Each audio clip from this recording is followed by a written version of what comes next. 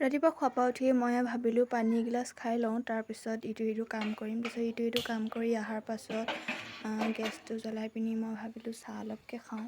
তাৰপিছত এয়া গেছটো জ্বলাই পেলাই চচটো পাতি পিনি পানী আনিবলৈ যাওঁতে চচটো গৰম হৈ পিনি পানীখিনি মোৰ গাতে আহি ছিটিকি পৰিলে। তাৰপিছত মই গেছটো অন কৰি পানীখিনি গৰম হ'বলৈ দি মই চাহপাত অলপ আৰু চেনি অলপ দি লৈ চাহটো গৰম হ'বলৈ দি মই অলপ ফ্ৰিজটো চাফা কৰি আছিলোঁ। তাৰপাছত মই চাহ লৈ পেলাই বাহিৰলৈ গ'লোঁ খাবলৈ। চাহকণ খাই লৈ মই